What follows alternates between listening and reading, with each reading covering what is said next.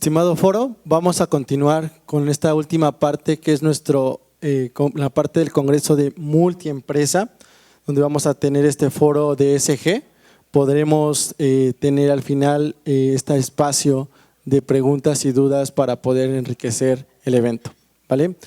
En esta parte, foro ESG Multiindustria, vamos a tener panelistas de manera virtual, como lo comenté hace un momento.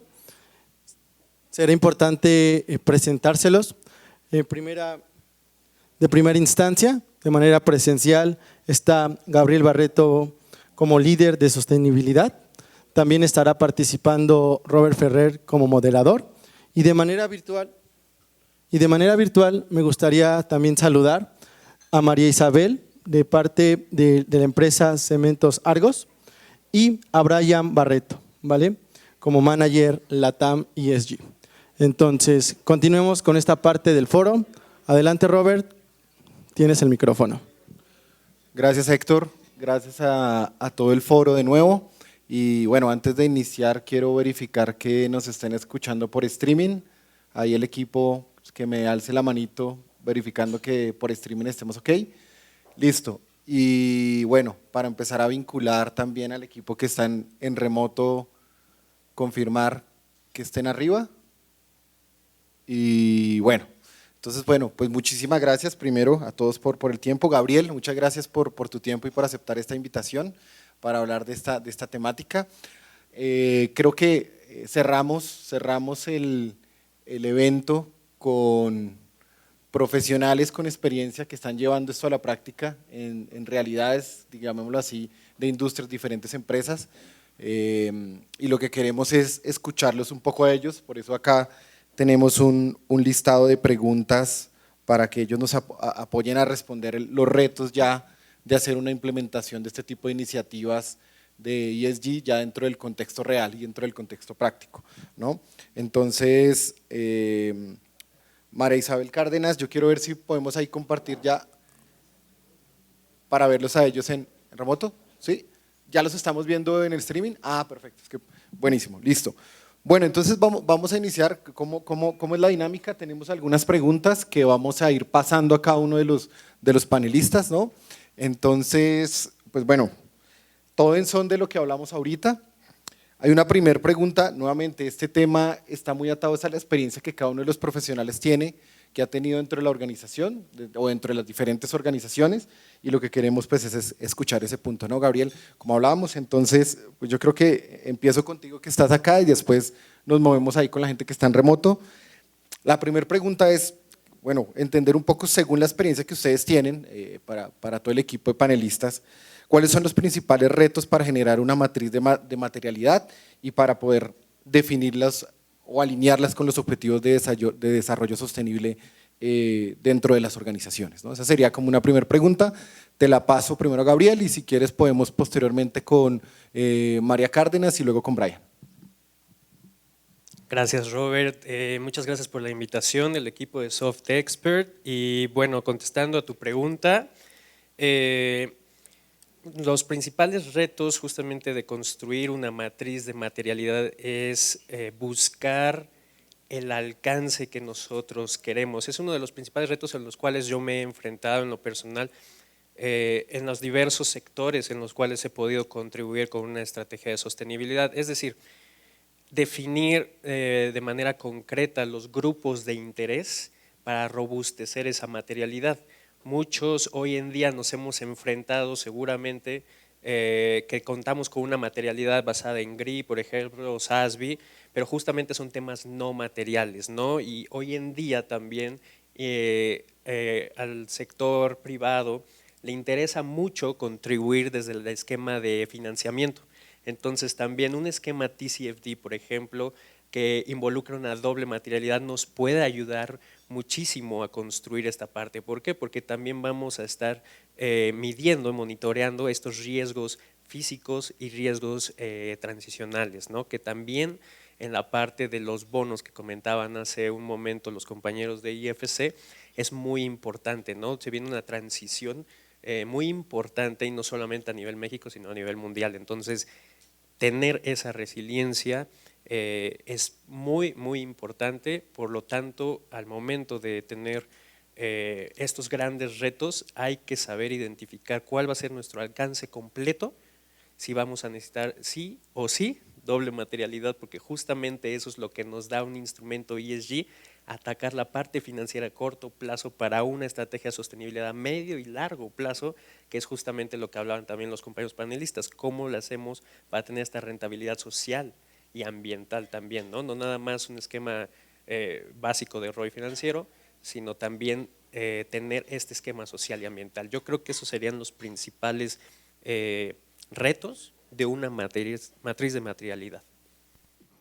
Bueno, no, pues yo creo que en indicadores, ahí sí pues los tenemos todos. A ver, nosotros somos una compañía cementera, una compañía que pues tradicionalmente ha sido muy enfocada al resultado, estamos llenos de ingenieros y yo creo que por muchas cosas, por el tipo de industria, por lo importante que son pues las mediciones de los procesos y demás, hemos estado muy acostumbrados a manejar métricas desde hace muchísimo tiempo. Entonces, pues como para no aburrirlos pues en la conversación, nosotros lo que hacemos es, a la luz de la matriz de materialidad, coger esos aspectos. Pues en este momento tenemos 11 aspectos que son pues como los más importantes, y definimos una batería de indicadores principales para reportar, muy alineados con GRI, con SASB y obviamente pues siguiendo las recomendaciones de TCFD. Entonces, si nos vamos al estándar pues de industria SASB, no tengo pues exactamente el número, pero son más o menos 7 indicadores ambientales, algunos de cambio climático, otros son de agua y algunos de otras emisiones, SOx, NOx. Si nos vamos pues a la dimensión ya económica, tiene un par de indicadores de cumplimiento y de innovación también, de portafolio de productos con características de sostenibilidad. Bueno, y en la dimensión social tiene algunos indicadores de salud y seguridad, si nos vamos a SASB. Pero si nos vamos a GRI, pues obviamente casi que tenemos más de 400 indicadores pues, que miden todos nuestros procesos, algunos más críticos que otros, algunos con muchísimo más visibilidad que otros, porque digamos que hay unos indicadores que son muy críticos para el negocio, ya que por ejemplo hacen parte de los créditos con características de sostenibilidad, que ahorita pues lo estaban mencionando y que me pareció muy interesante pues como la charla y poder unir todos estos esfuerzos que hacemos las compañías en medir nuestra gestión, en tratar de mejorar, y obviamente cómo vemos que el sistema financiero de alguna manera u otra tiene en cuenta esa información y podemos obtener algunas condiciones diferenciales si tenemos una buena gestión, ¿cierto? Entonces, pues si nos vamos pues a los anexos del reporte integrado, como les digo, tenemos indicadores en cambio climático de todo tipo, alcance 1, alcance 2, hasta alcance 3, pues para CDP. Si nos vamos pues a indicadores de agua también, de uso, circulación, pues consumo, circulación, manejo en zonas de estrés hídrico, bueno, en fin, una cantidad. Si nos vamos a otros aspectos, pues como gobierno corporativo, como los temas de talento, encontramos ya muchos indicadores que han venido como evolucionando. Está todo lo que tiene que ver con diversidad, con inclusión, con formación, con compromiso de los empleados y demás, con nuestra junta directiva, con la independencia de la junta, y en fin, entonces tenemos, pues, mejor dicho, indicadores los que quieran. Y yo creo que ahí también el llamado es, más allá de todos los indicadores que tenemos y que tenemos priorizados, a los 2, 3 por cada tema material, como para poder de alguna manera u otra hacer informes al board o pues como resúmenes pues, ejecutivos de la gestión. Más allá de eso, tiene mucho que ver con la imposibilidad que tenemos en el momento de manejar la información y obviamente con este equipo de tecnología que nos acompaña acá. Y es que tenemos muchísima información, hacemos muchísimo seguimiento de lo que pasa, tenemos muchos planes alrededor de la información de sostenibilidad, y es difícil encontrar un sistema que apoye todas esas necesidades en el momento y que sea tan personalizable como lo necesites, porque entonces si estás en Estados Unidos es una cosa, si estás en Colombia es otra, si vas a exportar a Europa es otra, cada uno te lo pide en una unidad diferente, en un tiempo diferente, el uno mensual, el otro trimestral y el otro anual. Y nosotros los equipos de sostenibilidad nos volvemos locos. Yo a veces digo, parecemos traductores, pues buscándole la forma de transformar esa información dependiendo de cómo la necesite quien la necesite. Entonces, el banco me dice, mándame una proyección en estas unidades, pero el CIPI me la dice, mándame en las otras, pero la recomendación dice otra cosa, y estamos hablando pues de una unificación y que viene pues un gran estándar internacional y que seguramente nos va a ayudar muchísimo, pero todavía no ha llegado. Entonces bueno, sí, pues para acotar y darle paso a mis compañeros, creo que tenemos mucha información, tenemos muchos indicadores, adoptamos las recomendaciones de inversionistas, de industria y de metodologías internacionales, pero nos cuesta un poquitico hacer una administración más efectiva de toda esa información que poseemos en el momento. Bueno, quisiera construir, de hecho, un poco sobre lo que mencionaba María, que es muy importante, esta gestión. La gestión es algo sumamente interesante dentro de la organización porque también hay que conocer en dónde estás parado, ¿no? Una vez conociendo en dónde estás parado, este nivel de madurez te va a decir qué tipo de indicadores puedes tener también en ese momento. Eso es muy importante, ya que hoy en día platicaban desde el inicio, ¿no?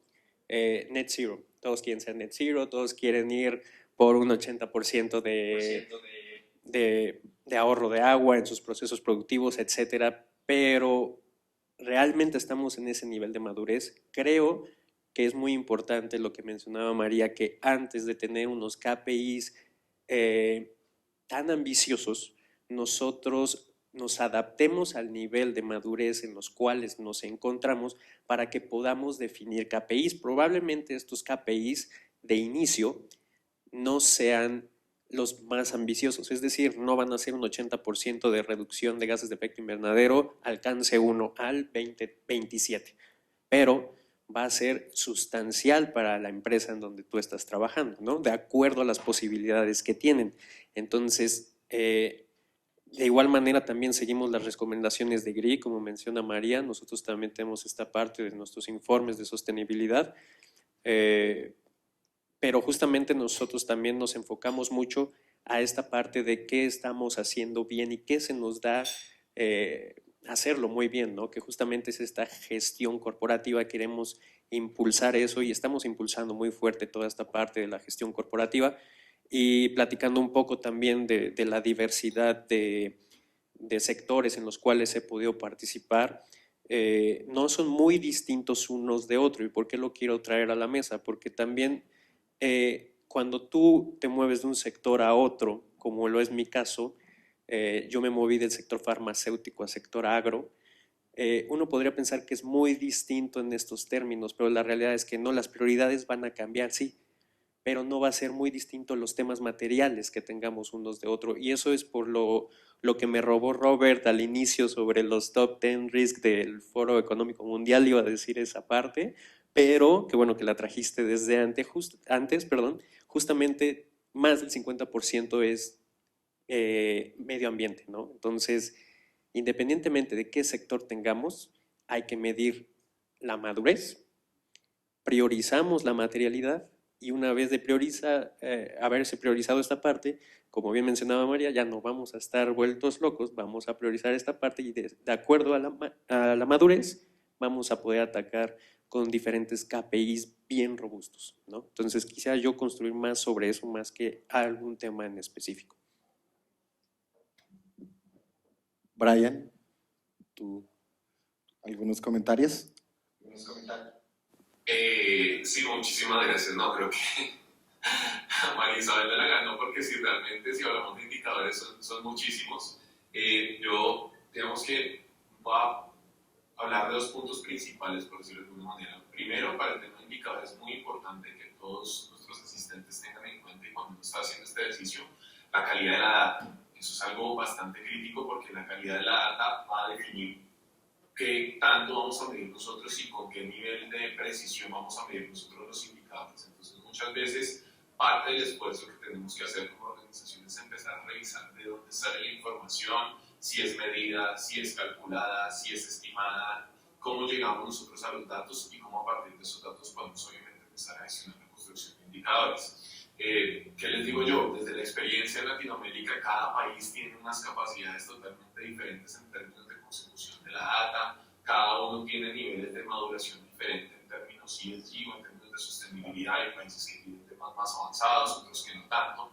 Entonces, para ponerles un ejemplo, cuando vamos a hablar, por ejemplo, de medición de combustibles para lo que tiene que ver con huella de carbono, pues claro, hay vehículos en donde tenemos el GPS, donde tenemos un servicio, una plataforma en línea que nos permite, digamos, que medir los consumos de combustible, pero hay otros países donde ese servicio tal vez no está disponible y entonces si tenemos que reportar todo lo mismo, cómo empezamos a generar esas capacidades.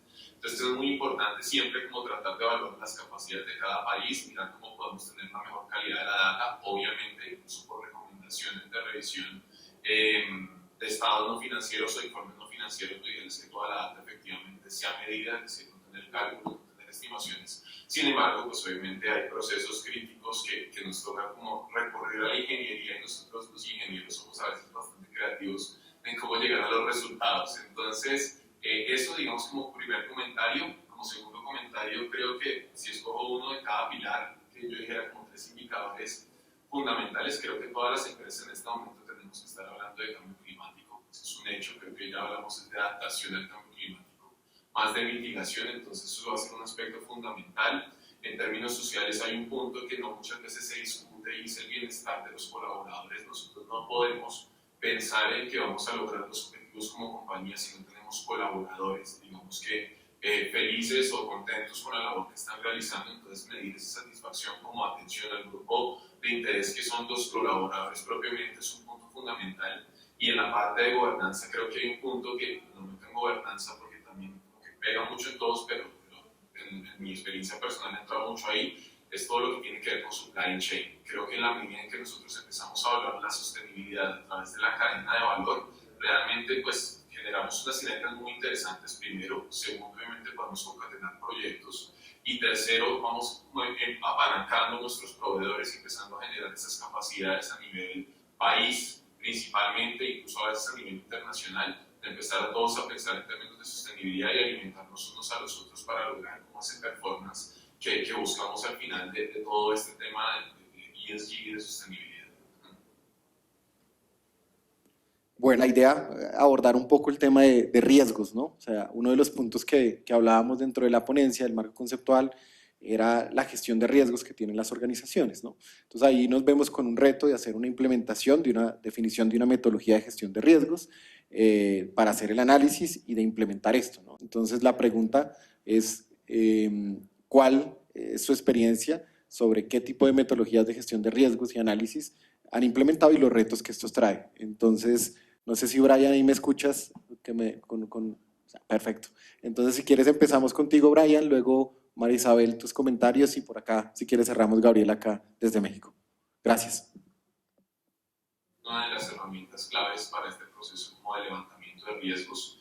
Y aquí quiero hacer un énfasis también muy importante. Muchas veces cuando empezamos a hablar de riesgos, sobre todo de riesgos ESG, no todas las áreas de la compañía conocen claramente cómo es este tema de sostenibilidad, cómo es este tema de ESG. Entonces, parte o siento que uno de los puntos claves dentro de este proceso como de mapeo de los riesgos, de identificación y demás, tiene que ver con ese proceso pedagógico y de formación de, digamos que todos los líderes, incluso todos los procesos de la compañía, para que todos entiendan realmente cuál puede ser su impacto sustancial en términos de las dimensiones ambientales, sociales y de gobernanza. Y a partir de ese entendimiento, es que realmente uno puede, a través de metodologías como lo mencionaba, por ejemplo, yo, que hizo 31.000, empezar a definir de manera más clara los riesgos. Muchas veces, y los errores que se incurren en muchas ocasiones, es que ponemos a personas o a líderes del proceso que son muy hábiles en su tema a evaluar riesgos de sostenibilidad, pero realmente no están tan familiarizados con el tema. Entonces eso al final nos trae una serie de problemas y es que ellos no magnifican, digamos que los impactos de su proceso o a veces los pueden sobredimensionar o al contrario, hacerlos muy pequeñitos.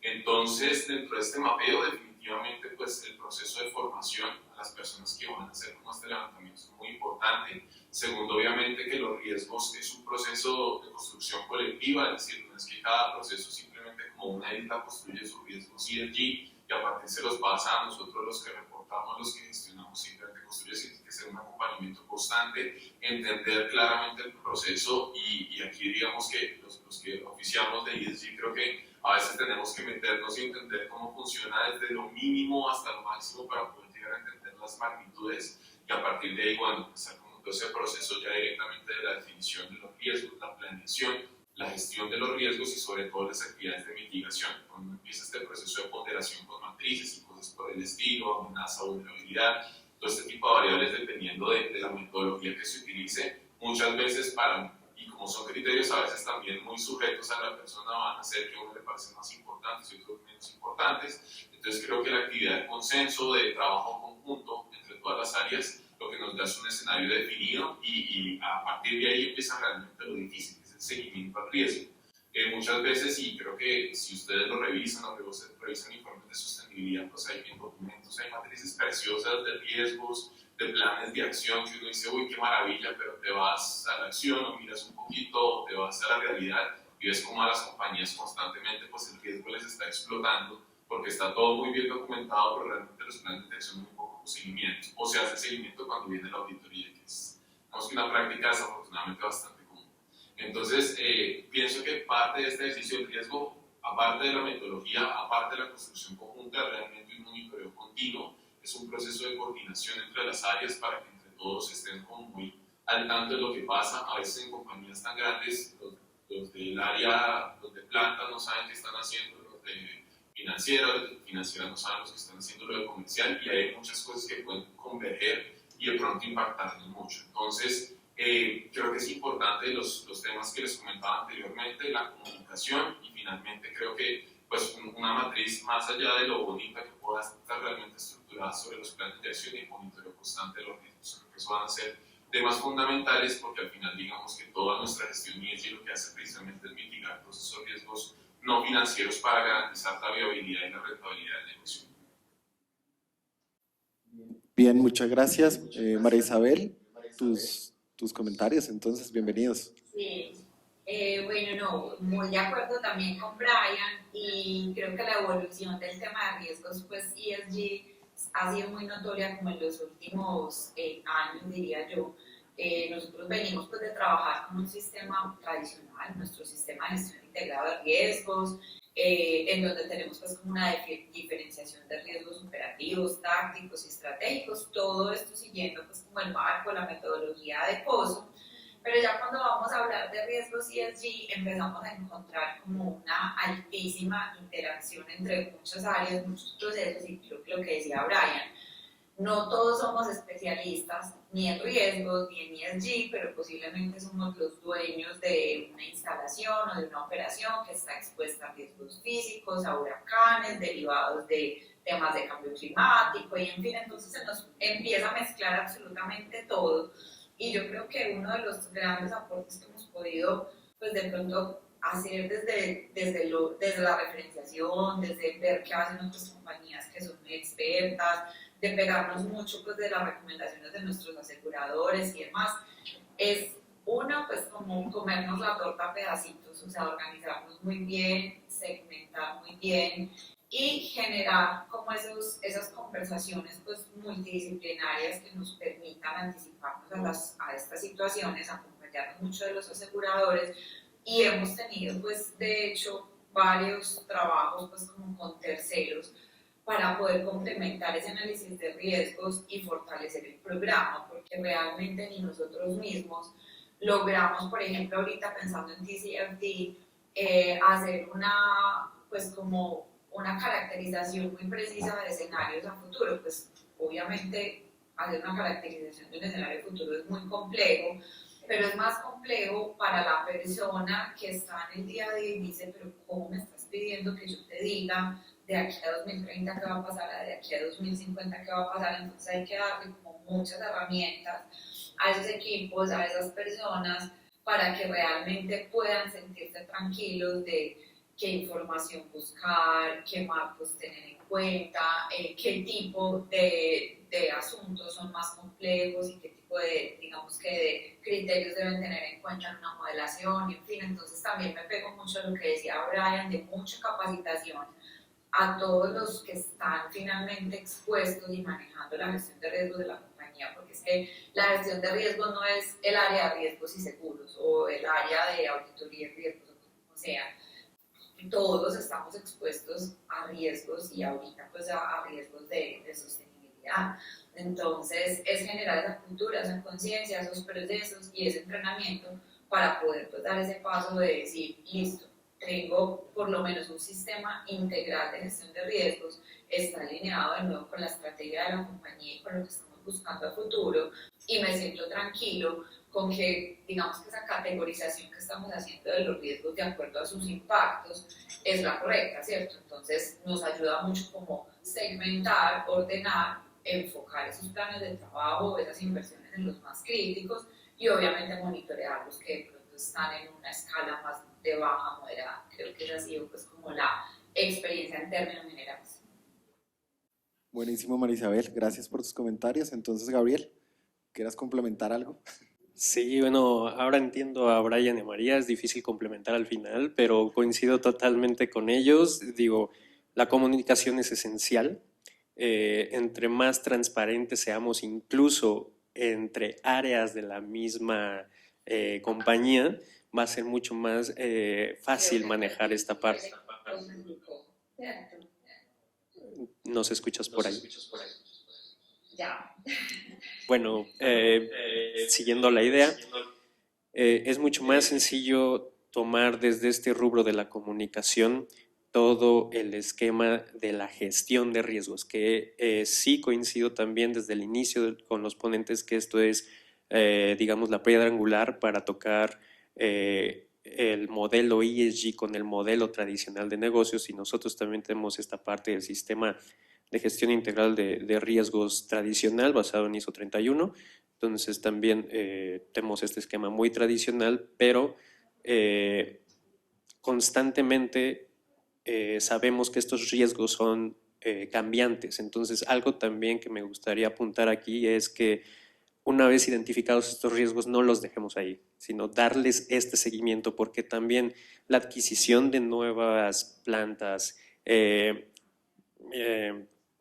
N cosas que puedan surgir, cambio de gobierno, incluso la pandemia que recientemente surgió, todo esto son eventos que pueden modificar drásticamente incluso la materialidad que hablábamos hace un momento, pero también los riesgos a los que puede estar expuesta nuestra empresa. Entonces sería darle un continuo seguimiento, como mencionaba Brian, que eso es lo más complicado hoy en día, darle un preciso seguimiento a esta parte de gestión de riesgos es la parte más esencial. Si nosotros le damos ese seguimiento oportuno, nosotros vamos a poder prevenir. Nosotros también, lamentablemente, y voy a hablar por México, tenemos mucho esta parte de cultura correctiva, ¿no? Entonces, justamente esto de riesgos es prevención y poder ir más allá a la predicción, ¿no? Entonces, eso es lo más importante para así mitigar costos que pudieran afectar en este caso a la compañía, ¿no? Yo creo que eso es lo que podría agregar. Buenísimo, Gabriel, muchas gracias. Entonces, un poco de estructura, seguimiento y actualización de los riesgos ahí, es lo que nos pasaba al equipo. Bueno, pasamos a un frente más. ¿Me escucha el equipo en remoto? Perfecto, listo. Entonces, pasamos a un frente más y es ahora el cómo conectar la gestión de riesgos corporativos con estas áreas que teníamos tradicionales en la organización, llamemos las áreas de responsabilidad social empresarial, llamemos las áreas de salud, seguridad y ambiental, y bueno, cómo lograr esa sinergia, ¿no?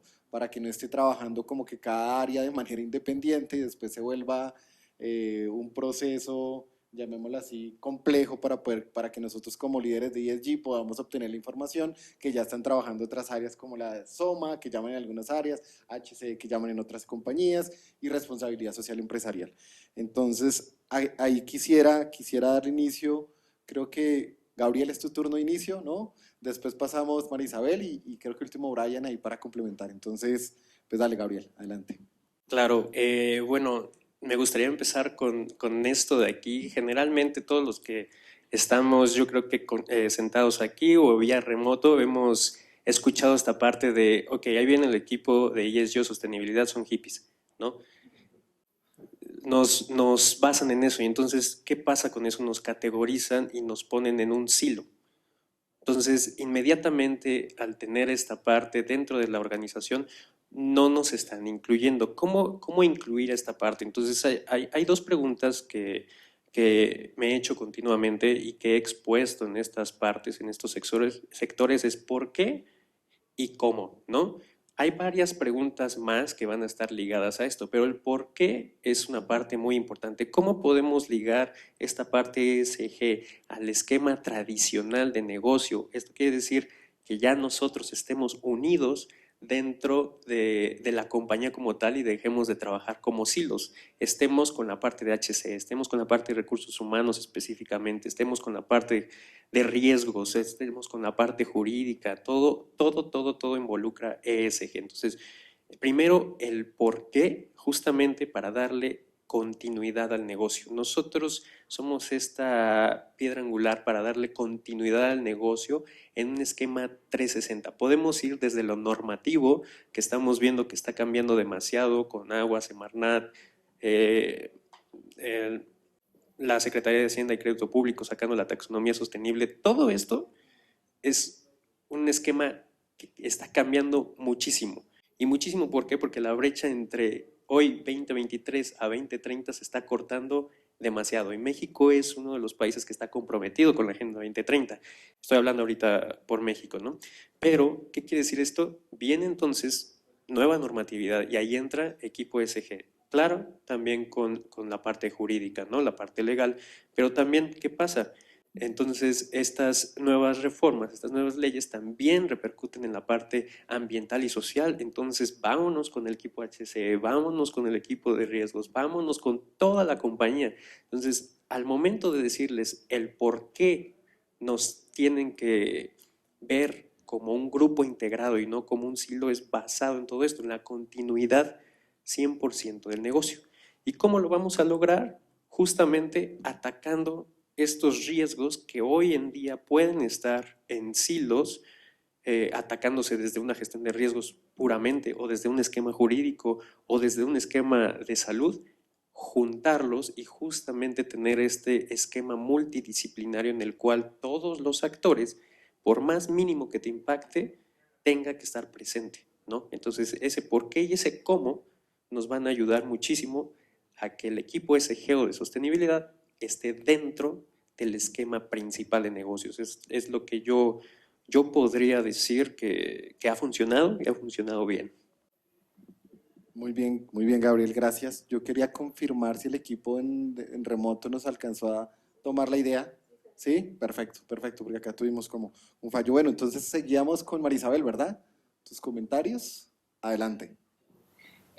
Bueno, no, muy alineada pues también como con lo que nos decía Gabriel, y yo creo que estos equipos de nosotros de sostenibilidad, ESG o como los llamemos, se vuelven, son como integradores de todo lo que está pasando en la compañía. Entonces, pues lo que yo he vivido en estos últimos años es un cambio total en esos perfiles y en esas habilidades en donde antes estaban, digamos que muy caracterizados por esos dos hippies, los ambientalistas, los que van a las actividades de voluntariado, los que, bueno, en fin, y ha ido cambiando mucho. Y yo ahorita, pues lo que veo, lo que tenemos en este equipo es expertos, digamos que enlaces por tema o por dimensión por lo menos, personas que se mueven muy bien en lo social, personas que se mueven muy bien en lo ambiental y personas que se mueven muy bien en lo económico, y tratar de aprovechar esas habilidades pues, para aportar en los equipos en el momento en el que sea pertinente. Entonces para nosotros la habilidad fundamental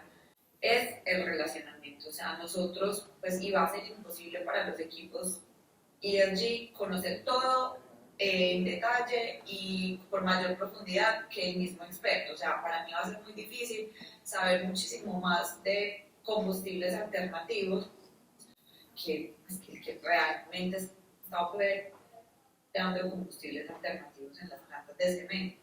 O sea, yo no voy a ser esa persona, ni pretendo que en el equipo esa habilidad prime o en fin, pero sí creo que es fundamental tener un conocimiento técnico base y poder generar esos canales de comunicación y esos comités o esas conversaciones de manera oportuna. Creo que nos volvimos a caer, ¿cierto, Brian? Acá estamos, acá están. No, acá están, acá lo seguimos. Es una conversación entre tú y yo. No importa, yo te estoy escuchando atentamente.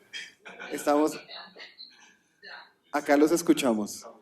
Acá los escuchamos. Los escuchamos. Ya nos escuchan, listo. Sí, tomamos toda tu idea. Realmente se vuelve una conversación continua con las áreas, una participación continua en comités y en seguimientos pues, de grandes proyectos y tratar de desmarcarnos un poquito de los ambientales o los de la fundación o los de no. O sea, nosotros finalmente el valor que agregamos es, creo que en entender todo ese contexto, estas buenas prácticas, para dónde vamos, para dónde va el sector y poder ir como acompañando a que la compañía vaya incorporando todas esas buenas prácticas y vaya respondiendo a la normatividad, a los clientes, a los grupos de interés, pero que también vaya generando valor a través de todos esos aprendizajes en sostenibilidad. De verdad que es un rol que creo que ha ido cambiando mucho en el tiempo, pero que pues pienso que ha venido como evolucionando de manera muy positiva. Perfecto, María Isabel, muchas gracias. ¿Continúas, Brian? ¿Lo sigues ahí? Adelante.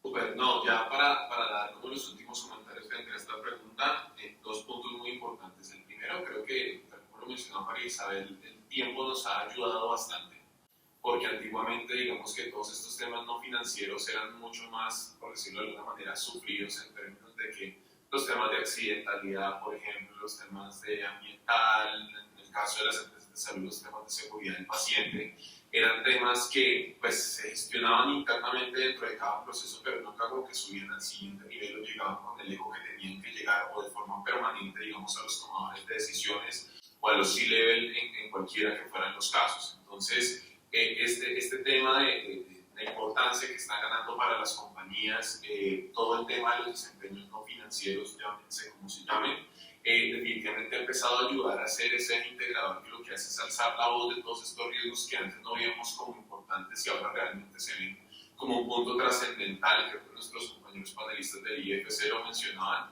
como nuestro nivel de credibilidad crediticio, como nuestra, digamos que, valoración como compañía puede verse impactado por estos desempeños no financieros, son un punto muy importante que ha ayudado a integrar a todos estos indicadores que venían como relegados o medidos en silencio a través de las otras áreas. Creo que es un punto fundamental. Y el otro que también es un punto integrador, y aquí sí es un tema muy importante, incluso a veces como que se mezclan, algunas compañías no mezclan, entiendo el por qué, no lo comparto mucho, y es el tema de las comunicaciones internas. Ahorita muchas empresas manejan incluso el tema de sostenibilidad con el tema de comunicaciones internas o con el tema de comunicaciones. Porque si yo no socializo, si yo no me encargo de divulgar la estrategia de sostenibilidad, la estrategia ESG dentro de la compañía, entonces los procesos no van a saber cómo se ven impactados y cómo pueden impactar la estrategia. Entonces, desde lo que yo he podido vivir, definitivamente cuando uno como compañía socializa de manera clara cuál es su estrategia, los mismos procesos te empiezan a golpear a la puerta y decirte, oiga, venga, yo tengo este tema, yo mido esto, siempre he tenido este pendiente que no he sabido cómo medir, cómo lo transformamos, y ahí lo que hacemos es empezar a encontrar convergencias que nos permitan pues al final tener una matriz de riesgos mucho más consolidada, obviamente con todas las partes de todas las áreas, y finalmente un punto fundamental, y es que a veces, claro, es decir, nosotros los de sostenibilidad no somos ajenos a las dinámicas del negocio, a los temas positivos o negativos en materia económica del negocio, no somos ajenos a ello, pero nuestro deber sí es empezar a pensar en esos temas no financieros, porque a veces como que tratan de llevarnos a esa parte un poco, pero pues finalmente nuestro deber es defender a capa y espada todos esos temas no financieros y cómo estos temas igual van a repercutir, pequeño, mediano o gran, digamos que magnitud, la continuidad del negocio. Entonces creo que eso sería como mis aportes a este punto. Brian, muchas gracias. Creo que con eso, Gabriel, tú ya, perfecto. Bueno, entonces, pues muchas gracias. Pasamos entonces a otro frente, alineado también a los temas que veíamos ahí al inicio, en los primeros track, y es, ¿nos escuchan en remoto? Confirmo también. Buenísimo. Listo, ¿es su experiencia? ¿Qué experiencia han tenido? Si han tenido alguna experiencia desarrollando proyectos ESG, obteniendo financiamiento sostenible. parte de lo que nos hablaba ahí el equipo del IFC. Entonces, no sé si iniciamos por acá en esta ocasión, Brian, Gabriel y luego María Isabel.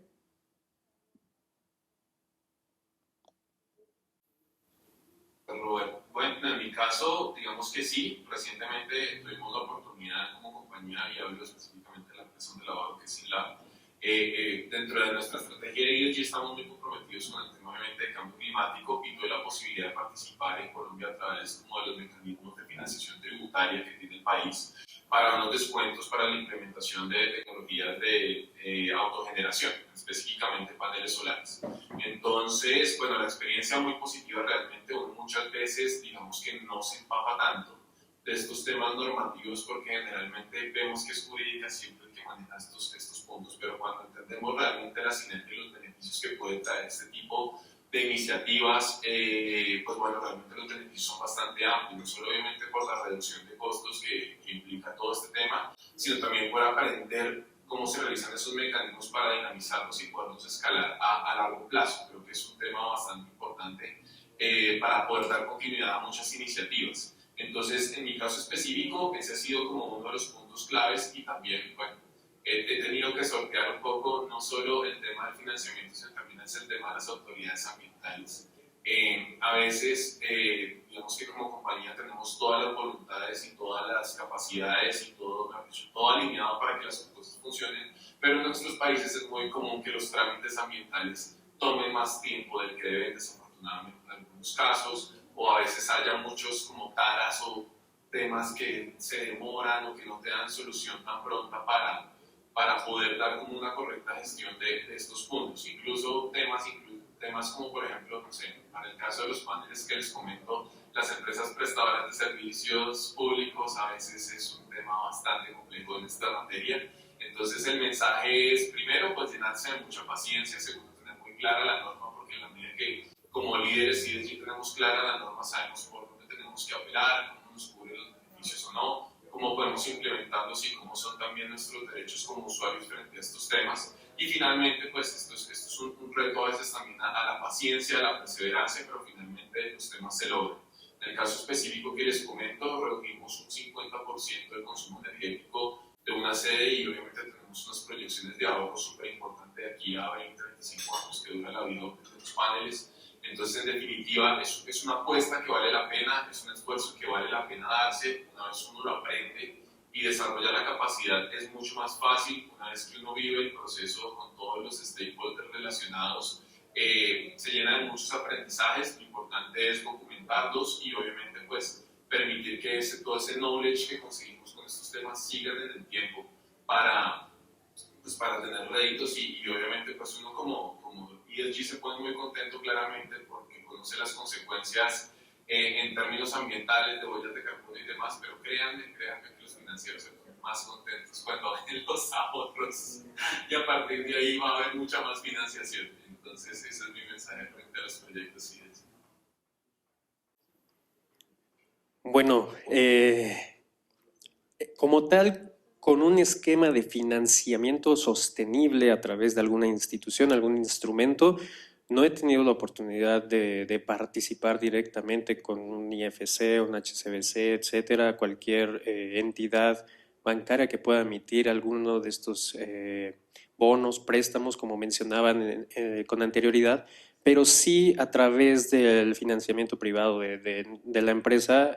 Tuve un caso muy particular en el cual pude participar en esta parte del sector farmacéutico, pude participar en este gran proyecto en el cual nosotros sabemos que es un sector sensible porque obviamente es la salud de las personas y tratar de ser disruptivos y tratar de generar un cambio a través de algo que se ha hecho toda la vida es complicado. Entonces, en este caso,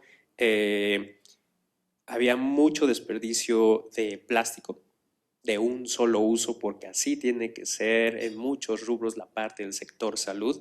Sin embargo, a través de varios procesos de calidad, se logra hacer que este envase, estoy hablando de un envase en particular, pueda ser estéril nuevamente. Entonces, al realizar ese track con este proveedor y todo ese R&D, fue complicado, sí.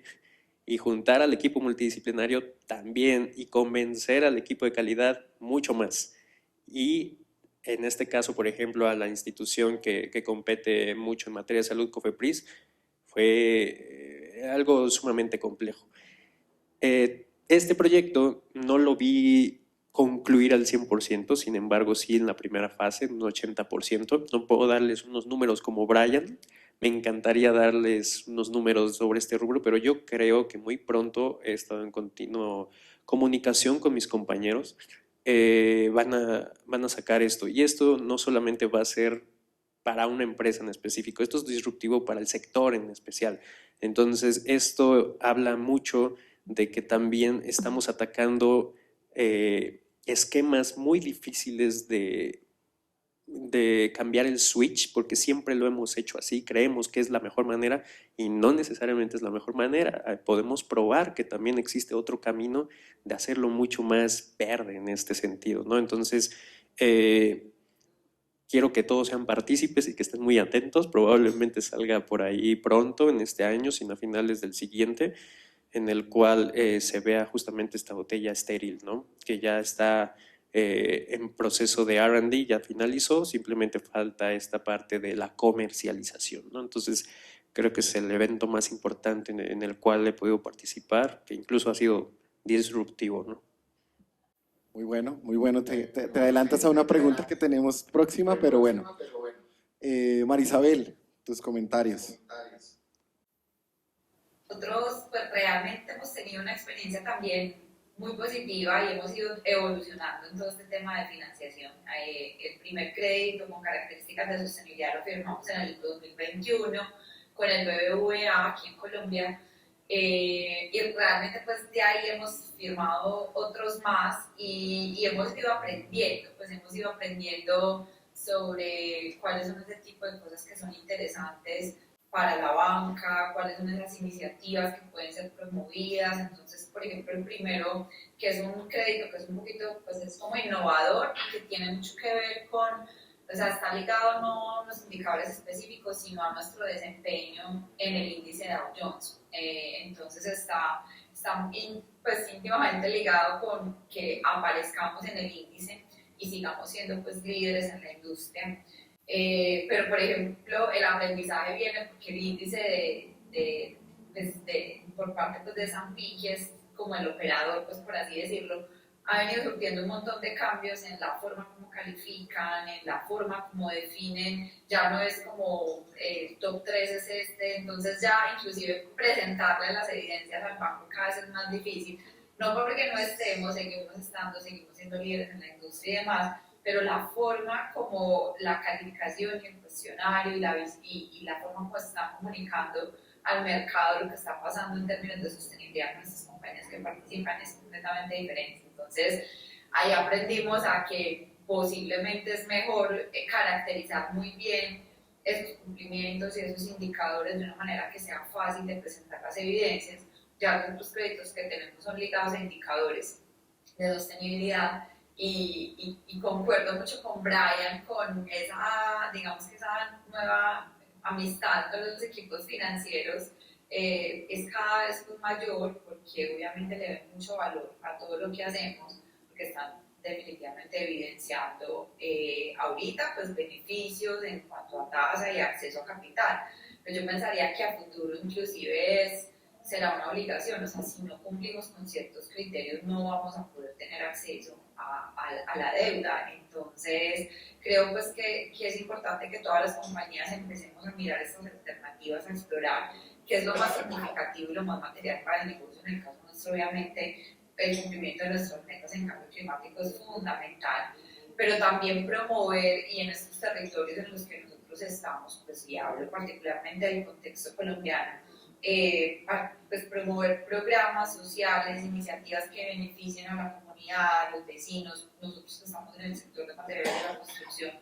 opciones de vivienda, de acceso, cada vez van a ser también más interesantes para decir cómo aportamos a cerrar esa brecha y cómo por medio de productos con características también de sostenibilidad promovemos el desarrollo en las economías pues, en las cuales tenemos presencia. Entonces, creo que ese componente de las finanzas ayuda mucho como a cerrar ese ciclo, a evidenciar los beneficios de todo lo que hacemos y a materializar sobre todo en el mediano y en el largo plazo todo ese trabajo que muchas personas vienen haciendo hace mucho tiempo en aras de verdad de cumplir con unos objetivos que tenemos con el planeta y con la sociedad.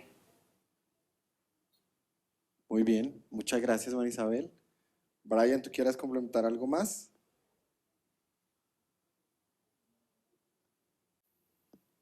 Perfecto, bueno, pasamos entonces a, yo creo, dos preguntas ya más para cerrar nuestro panel y foro, y es muy conectado con lo que venías diciendo, Gabriel. El tema de este tipo de iniciativas han llegado a generar innovación de industria, disrupción de industria, y precisamente en qué, o sea, como que hablar un poco más al detalle el impacto. Entonces no sé si tengas este caso, quieras profundizar algo o algún otro en términos de que a partir de estos proyectos pues haya generado esa visión de innovación o disrupción de la industria. Bueno, prácticamente mencioné lo que es el proyecto en sí, pero creo que puedo profundizar una parte muy importante en la cual aquí se generaron alianzas muy importantes y ese es claramente un objetivo del cual no se habla mucho de los 17, ¿no? Y es justamente el 17. Tener esta parte de alianzas estratégicas es lo que también va a ayudar a que toda esta transición se complete. No vamos a poderlo hacer en silos de campañas. Entonces, algo muy bueno a través de esta parte del proyecto que está próximo a acabar, pero va a causar esta disrupción importante en este sector, fue justamente esta alianza que se pudo hacer entre proveedores, clientes y consumidor final, que también pudo decir una de estas ideas, ¿no? Entonces, aquí se agregaron varios grupos de interés, sobre todo esta parte ONG, en la cual se pudo decir, oye, yo tengo una preocupación por los plásticos, ¿qué puedes hacer?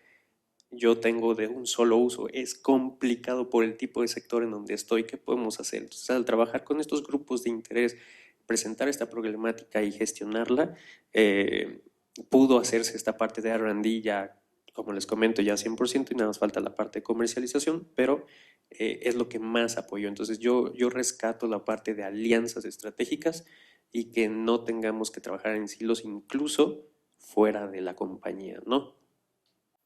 Bien, muy bien. María Isabel, Brian, ahí sí, libre quien quiera participar ahí con la pregunta de disrupción e innovación de industria que ustedes hayan visto con alguna de estas iniciativas.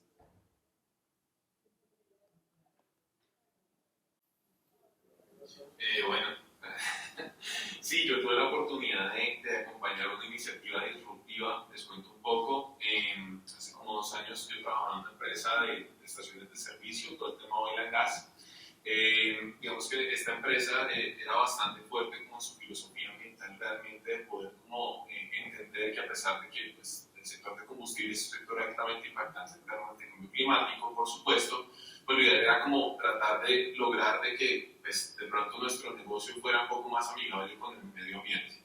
Entonces, acá en Colombia las estaciones de servicio operan en una especie de modalidad de franquicia, en donde digamos que yo como distribuidor de combustibles le doy, digamos que le asigno la marca y digamos que un dealer como tal o una persona franquiciada compra esa marca y pues opera su estación de servicio.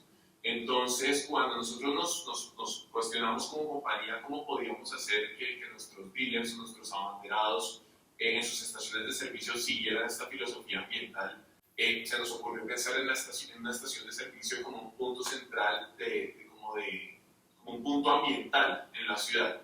Entonces, cuando empezamos a cuestionarnos un poco cómo podía darse eso, llegaron varios puntos importantes. El primero, paneles solares, y el segundo, una iniciativa que tenemos acá en Colombia que se llama EcoBot, que es básicamente que tú depositas botellas plásticas y esa máquina hace las veces de, digamos que de canje, y por X cantidad de botellas que depositas te dan unos bonos o te dan unos ustedes. Entonces nosotros empezamos a visualizar realmente las estaciones de servicio de combustible como puntos ambientales. Al principio era un poco loco porque tú decías, pero si tú vas a tanquear, simplemente cargas tu vehículo y te vas y no va a pasar nada más. Entonces, pues bueno, empezamos con esta apuesta, realmente fue sorprendente ver, y eso también hace parte como de todo lo que nos reúne acá, y es que el consumidor ha empezado a cambiar un poco sus perspectivas frente a los temas ambientales.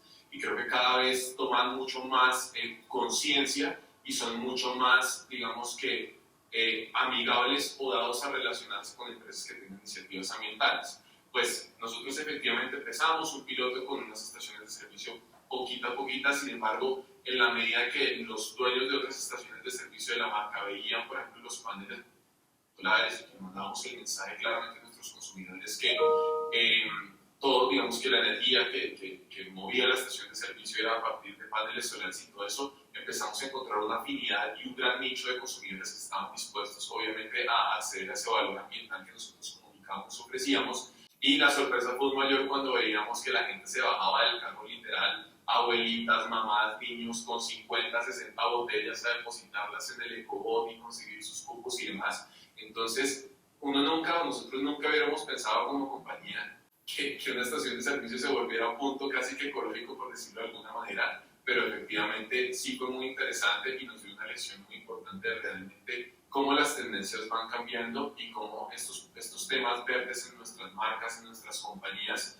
digamos que de manera consistente, ¿no? Y acá haciendo un disclosure con el greenwashing que ahorita es muy común, cómo con acciones concretas realmente tú puedes enamorar a tus consumidores, a tus usuarios y a partir de ahí realmente apalancar muchas otras cosas. Entonces en ese caso el equipo comercial también nos amaba. Entonces es muy importante ese tema también de ver la sostenibilidad como valor agregado a todas las áreas de la compañía. Buenísimo. María Isabel, ¿tú tienes algún comentario de este punto? Hay una pregunta más para cerrar. Yo sé que tú estás por salir con un tema. No, simplemente que creo que es una pregunta súper buena y yo que estoy en este sector de los materiales de la construcción que es tan tradicional, pero está lleno también de oportunidades. Entonces, en la medida en la cual nos interesamos por el desarrollo de nuevos productos, nuevas tecnologías, cada vez vamos encontrando más opciones y a veces el limitante está en nosotros, en creernos y ponernos la camiseta y hacerlo, pues como para de verdad parafrasear algo que creo que es muy cierto y es que el tema pues es como depende de nosotros también liderar la transformación en la industria, no podemos esperar que o la legislación o los mismos clientes lo cambien y creo que eso es lo que hemos ido estaba haciendo hace unos años y va funcionando lentamente, pues cuando les cambiamos, por ejemplo, a los clientes algunos productos y les involucramos características de sostenibilidad, les entregamos un concreto que no es tan gris como el que estaban acostumbrados, porque es que resulta que tiene la arcilla calcinada y eso hace que cambie un poquitico el color, pero tiene exactamente las mismas propiedades y demás. Nadie se da cuenta de eso, pero el maestro de obra que toda su vida compra el mismo cemento se da cuenta que cambió. Entonces, encontramos una cantidad de paradigmas y yo creo que aquí es como reunirnos todos en torno a esa generación de cultura, no solamente al interior de las organizaciones, sino por fuera, para que todos le encontremos el valor a la sostenibilidad y a consumir de una manera más responsable y más informada. Ese es como el comentario. Bueno, muchas gracias. Y ya para cerrar nuestro panel, una última pregunta y es, bueno, ustedes vienen de organizaciones que ya tienen un nivel de madurez, que tienen un área de ESG, pero hay muchas organizaciones que aún no tienen un área de ESG. ¿Cuál sería su recomendación para estructurar un área de ESG? Creo que esa sería la pregunta para cerrar. María Isabel, si quieres, usted que estamos ahí con tiempos contigo, podemos iniciar contigo para que puedas desconectarte y ya después ahí entre Brian y Gabriel, libre albedrío que ustedes puedan responder la pregunta.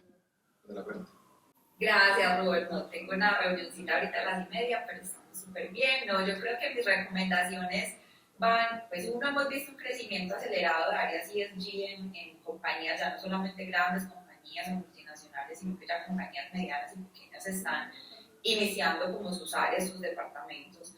Y yo creo que es muy importante tener claridad del rol y de la interacción con otras personas de la compañía, porque muchas veces hay otros que hacen muchas cosas relacionadas. Entonces hay áreas, no sé, socioambientales, hay áreas de gestión de riesgos, hay áreas de salud y seguridad. Entonces yo creo que es fundamental como definir muy bien esos perfiles, esas funciones, quién hace qué, cuáles son los mecanismos de comunicación, porque cuando empiezo a conversar con empresas que están empezando a desarrollar la función, se empiezan a generar internamente una cantidad como de complicaciones que no deberían. O sea, el área de ESG debe venir a promover la estrategia, a jalonar las iniciativas, a ayudar a tener foco, a centralizar, y en fin, pero no a de pronto a entorpecer el trabajo que ya venían haciendo. Entonces, como capitalizar todo ese trabajo que ya tienen en muchas de las áreas que, de nuevo, todos hacemos sostenibilidad. Entonces, los de talento están haciendo sostenibilidad, los de gobierno corporativo lo están haciendo, los de CISO lo están haciendo. Entonces,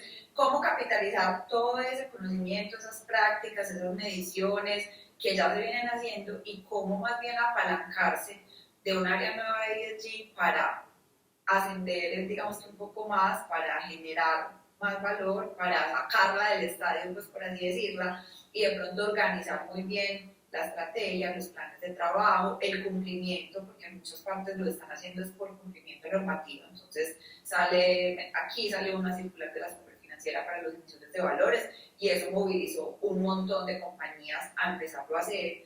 Pero digamos que mi recomendación es que lo hagan aprovechando las capacidades internas, organizándose muy bien, alineándose con la estrategia y con las prioridades de verdad de la compañía, y generando pues como unas dinámicas de comunicación y de trabajo en equipo que son supremamente necesarias, porque el de ESG no es el que viene a decirle a toda la compañía cómo ser sostenible, no, el de ESG viene de verdad a sumar, no a mandar, pues porque realmente a veces es como, es que los de ESG dijeron, o que yo creo que tenemos es que sumar, y yo todo el tiempo les digo a las personas del equipo, ustedes son unas aliadas del negocio, de la operación, de los comerciales, o sea, sin negocio no hay futuro, pues, o sea, necesitamos que el negocio nos vea, pero nos vea como un aliado, como un facilitador y como un promotor, pues, de oportunidades. Entonces, esa sería como la recomendación, y hacerlo con calma, despacio,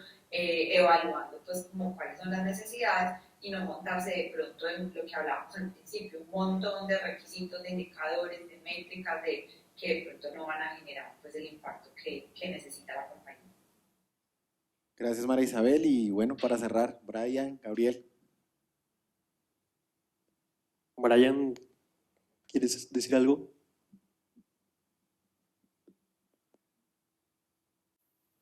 Yo los perdí, pero no sé. Démosles un segundito porque creo que ellos sí nos escuchan. Sí.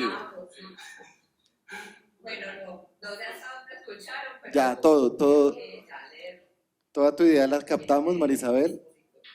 Toda tu idea la alcanzamos a captar, entonces no sé si, Brian, tú quieras comentar algo. Adelante. Sí, ¿me escuchas? Que te escuché entrecortado. Sí, fuerte y claro, te escuchamos bien. Sí, fuerte y claro, te escuchamos. No, súper, muchísimas gracias. Sí, yo creo que mi recomendación para las personas o para las empresas que van a empezar con este tema es, primero, contrate a un experto. Generalmente en las compañías tenemos esta percepción de que, venga, usted el ambiental que estás ocupado, venga, ahora usted sí es ESG, o usted el social que está ahí como no haciendo nada, que usted es el ESG. Creo que tenemos que empezar a pensar que si queremos enfocar una estrategia, necesitamos una persona que conozca claramente todas estas dimensiones, ¿no? Digamos que pienso que es el primer punto, porque esa persona viene con unos elementos integradores, viene con un conocimiento de los estándares, viene con un conocimiento de las normativas, y a partir de ahí puede asesorarlo de la manera adecuada de cómo tienen que hacer las cosas.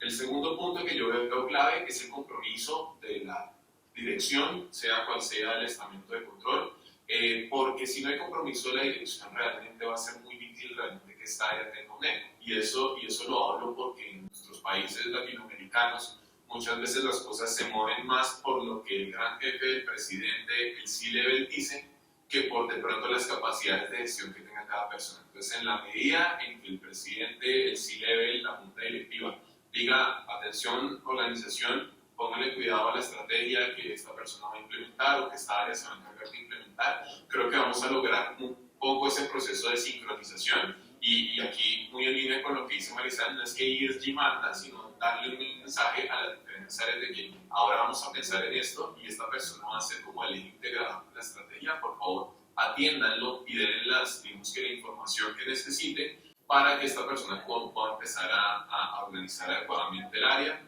Un tercer tip sería obviamente pues, todo el tema de la estrategia ESG, lo que les decía un poquito, no ser de pronto muy codiciosos con querer tener una cantidad muy grande de impactos positivos y entonces cojo toda la batería de los objetivos de desarrollo sostenible y los ataco todos, ¿no? Realmente primero, cuando esto es como un hijo, uno tiene que empezar de poquito a más grande, entonces escoja un objetivo de desarrollo sostenible, revise cuál impacta más, revíselo incluso más en detalle para mirar cuál objetivo realmente usted impacta, haga un balance de los indicadores y defina cuál usted impacta y cuáles pueden generar aportes y a partir de ahí empieza a construir su estrategia.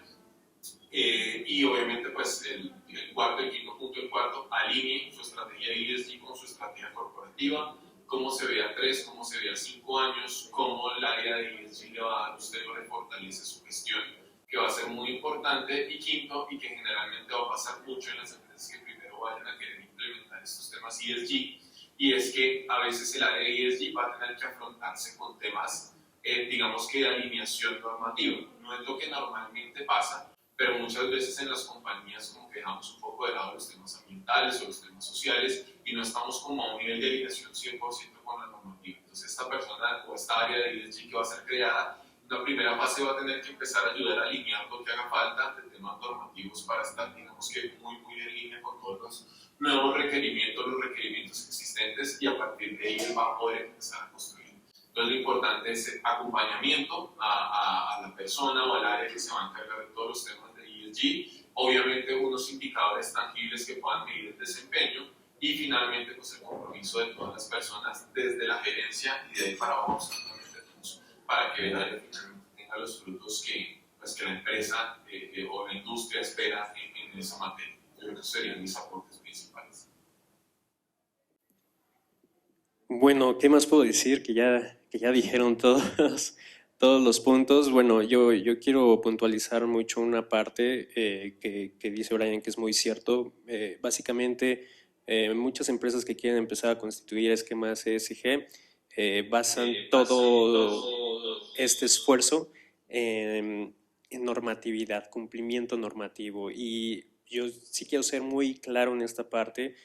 El cumplimiento normativo es nuestra obligación, ¿no? Entonces nosotros primero al estar posicionados en X lugar tenemos obligaciones, que es la parte de normatividad, sobre todo la parte ambiental que hemos visto que suele ser la que tambalea un poco más, ¿no?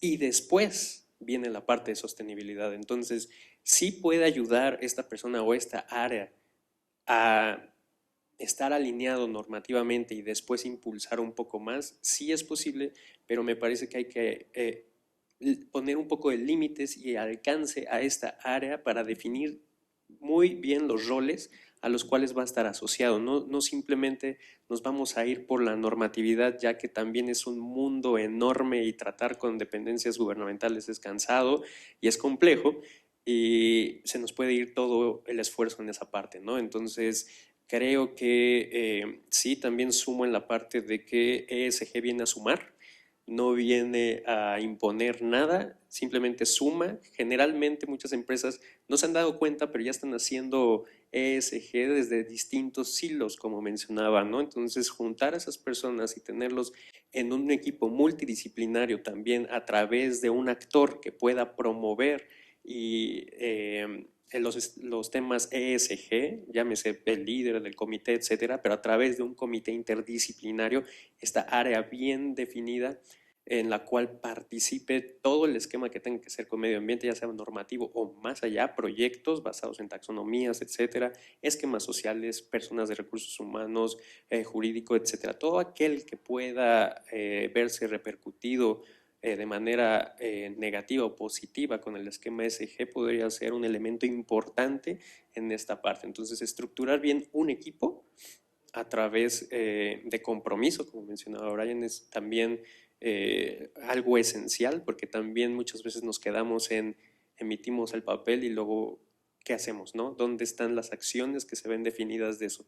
Y algo muy importante que hay que destacar es que las nuevas generaciones empujamos desde abajo, sí, y es a veces muy complejo y es por eso por lo cual a veces la estrategia de ESG y la de negocio están un poco desalineadas, porque no tenemos esa figura en la clase C que nos ayude a empujar, ¿no? Como mencionaba Brian, es muy importante que tengamos esa situación, ya que en Latinoamérica se ve mucho esa parte, ¿no? Empujan desde arriba y desde arriba es como se hacen las cosas. Entonces, asegurar que tenemos esta parte, un consejero experto en esta parte, en la mesa directiva, etcétera, es algo que nos va a ayudar muchísimo, ¿no?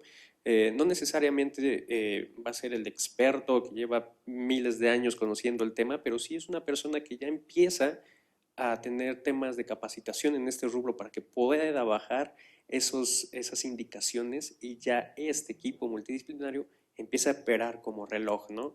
No ir hacia arriba de manera contraria. Eso yo creo que también es esencial, que tengamos agentes clave en la clase C. Buenísimo, pues muchísimas gracias por los comentarios, muchísimas gracias a todos los panelistas que nos acompañaron hoy, a todos los asistentes. Estamos dando cierre unos minutitos después y bueno, este es un evento más acompañado por todo pues, un equipo con todo el compromiso que nos permite desarrollar esta iniciativa. Entonces un feliz día para todos, una feliz tarde, muchísimas gracias a los asistentes y a los panelistas de nuevo. Gracias. Gracias. Hasta luego.